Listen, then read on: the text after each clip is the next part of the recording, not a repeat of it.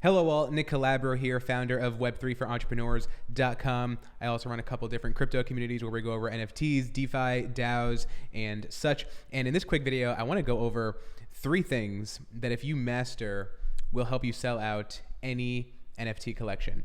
I bring up these 3 things because I see a lot of projects don't really focus on it, and they know they have to be focusing on them, but instead they're kind of doing everything but what actually has to get done to really grow an NFT project. So what am I actually talking about here? Well, these 3 things are simply liquidity, utility, and hodlitidity. I'm going to go over what that actually means in just a second here. But ultimately, look, if you're trying to sell something on chain, if you're trying to sell an NFT, build a community, create a product that member pass holders will actually be able to access as a holder of your digital asset, these are the things that you really have to be caring about, and especially the things that you really have to be optimizing for. Now, notice there is not art kind of listed on this list right now. It's not one of the 3 things that I kind of mentioned here.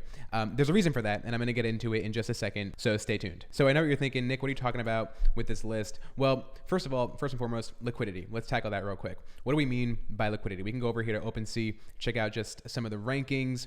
I'm going to go over to the last 30 days, and if we sort it by volume, this is kind of what is meant by liquidity, right? How much money is flowing in and around this asset, whether it's being sold or traded, or whether it's being bought or sold. So projects that have high liquidity, effectively, I like to think about NFTs the same way as a town.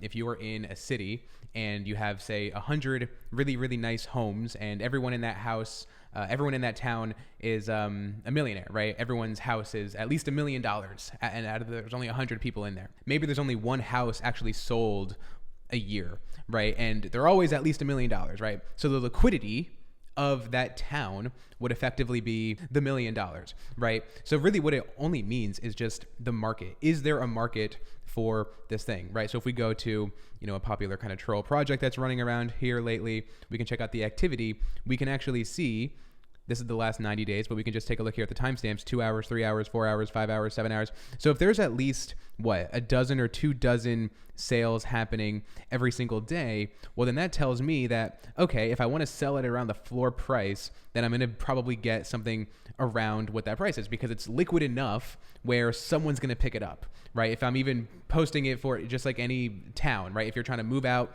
make moves quickly, you're going to sell your house, you might take a little bit of a loss at it, but there's a market enough there for it to get scooped up on the back end. Very, very important aspect of your NFT project, because obviously you're going to get a lot of people flowing in there who are not necessarily trying to hold. Maybe they're trying to use it as an investment vehicle. Maybe they're just trying to flip it. Maybe they're just trying to take advantage of the opportunity of a launch or whatever it might be. None of this is different than what we're experiencing during IPOs in Wall Street for years, right? People are going to just be dumping stocks, buying stocks. They're going to do the same exact thing with your NFT. And if you don't have a basic premise of liquidity there, well, then you're already kind of operating the entire thing at a loss. So liquidity is easy enough. Simply just have a market for your object, your digital asset, if you will. Now utility, right? So I want to actually show you an example of one that's a really, really great utility that I scooped up immediately. And it was a kind of excellent type of example of NFTs done right, if you ask me. So this is it. It's simply block survey. And this is actually on Stacks. So it's kind of a Bitcoin NFT as well. But ultimately, the product here is just a SaaS app, right? So if I go to let's see it, blocksurvey.io, we can, okay, we're getting kicked out. A straight up SaaS app. It even has conventional US dollar fiat pricing, but it's a survey app. It's just a typical kind of SaaS app that you would see a million times over if it were any other type of SaaS app. But the mechanism that they actually did here was gain access to the entire app by just having the NFT, right? So in this case, I was happy to mint the NFT. I believe it cost me just $100 or so in Stacks. And now that's my lifetime access to the actual product, right? So a utility, I didn't care necessarily what the NFT cost. because it got me lifetime access to an app that I was willing to pay for anyway, right? So it wasn't the typical type of trading where I'm looking at the price of it right now. No, I wanted access to an app. And so an NFT gave me access to the app. And so I bought the NFT. And that is if you can pull this off for your project, and if you can have a project that has a utility enough where someone's going to buy it no matter what the price is, right? Just because they simply want access, or they simply want a token, or simply want to utilize your actual NFT, well, then that's the holy grail right there, right? There are plenty of even tokens and social tokens and stuff out there that I will be buying, not based on the price at all, but because of a portfolio balance, for example, right? Sometimes they'll kind of charge you different token incentives and stuff like that. If you're holding this much in an app, then buy this much of the governance token to kind of have a better incentive deal on your interest rates and stuff like that. In those cases, we don't care what the price of the asset even is. We just need to get our hands on it at any cost necessary. And in a case like this, if you can create a utility that's so powerful, that is your demand, right? Unlike Web 2 days, we're not running ads, we're not trying to, build all this kind of demand. This is the demand by having the utility that actually is useful enough that's going to have somebody buy your thing in the first place. And so Liquidity is liquidity, utility, Liquidity. I thought it was fun to kind of go around with that trend, but ultimately, how willing is somebody to sell the actual NFT, right? So what I mean by this is, think about that town example again. If everyone's really living in their house, they are not budging. Well, what does that really do? That ups the scarcity of available living space, available homes in that town, right? If this person, I am going to live here until the day I die, and they're 25, well, there are not 100 houses available in that place. There are more like 99. Right? And I mean, how serious is that person about never moving? We don't know, but at least that attitude is enough to move a market in a certain direction. And sometimes you'll even have projects that are here. Let's see if we would load it all here.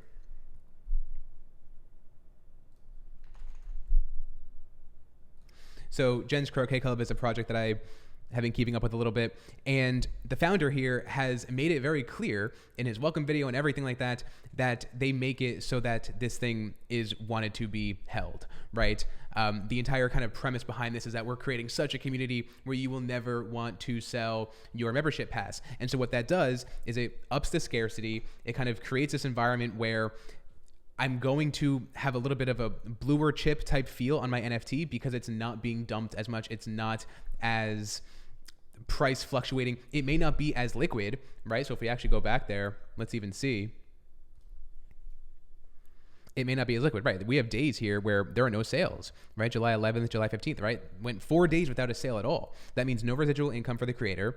That means that somebody might have been trying to sell it, but couldn't get the price that they wanted. So then the price is kind of plummeting down a little bit. Maybe they're trying to lower it at some point, right? Let's actually see. Yeah. I mean, who knows what the market was doing on this day exactly, but the average price on one day was 7.2 ETH, and then 4 days later, it was 6.45 ETH. So someone's taken a loss there.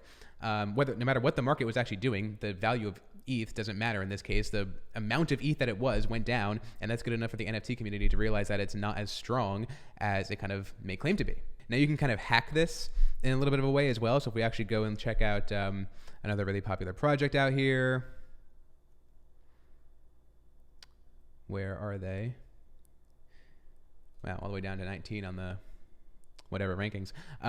So Moonbirds is one where they actually have like this nesting feature, right? It's kind of just like a staking type thing. And what basically that means is, I like to call staking the new spending.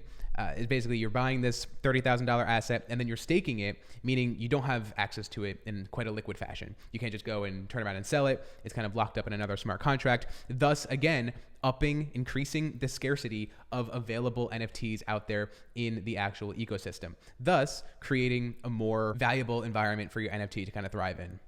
Now, again, if we go back to our list, notice I didn't say any type of art here because really, look, I mean, everyone loves to say that we're in it for the art, right? It was kind of the entire meme for the last 2 years. Oh, we're really in it for the art, aren't we? Look, I believe there's going to be a lot of different opportunity for NFTs to thrive and the artists around them to thrive. But ultimately, if we think about this as more than just a big museum and much more of like utility and the new way of kind of marketing and building our products around communities and kind of decentralized liquidity around all of what we're doing, there's going to be way, way, way more than just the art, right? And in that case, everyone's here for the art. Maybe now, right, we enjoy pictures of apes, we're enjoying the art blocks, the generative things are really fun and whatnot. But when push comes to shove, and it's going to be like, okay, well, I could really use this software, and I would really love to be part of that community, which is helping me do this. Maybe I don't need a JPEG of whatever type of NFT that art is, right? And maybe I'll actually liquidate it and go to something a little bit more utilitarian. Since art doesn't have much of a utility other than making us feel good and making us happy and whatnot, you have to imagine, where's the value in this ecosystem going to end up? I feel like a lot of it is going to get not sucked away from the art. No, not at all. I mean, the art is, ultimately important, but it'll flow a lot into utility as well. So if you have that utility on top of nice art, well, there's your leverage. Right now you're getting people in the fields because they like the image and they like the traits, and you're getting them in the tool belt, right? Because you're actually giving them something that they can tangibly get done with it as well. So if you're wondering how to incorporate these into your projects, well, look, liquidity is just going to be a matter of how much reach you have. Are there enough people who are interested in buying, selling, using your NFTs as that type of vehicle? And then utility, easy enough. Build a product that people even want in the first place. There's your utility. And hodlidity, well, ultimately, how valuable are you to continue hanging on to, right? You might have enough utility to get me in the door, but then if the utility is unfortunately bad, right, I don't want to hang on to it, well, then you don't have any hodlidity at the end of the day either. So that's about all the time I have for now. I feel like we jumped around a little bit here and didn't get into quite everything that I wanted to. But if you have any questions, drop them down below. Let me know. Be sure to visit web3forentrepreneurs.com for a little bit more of this content as well. And I will see you soon. Thank you very much. Now get to work, and please do not get wrecked.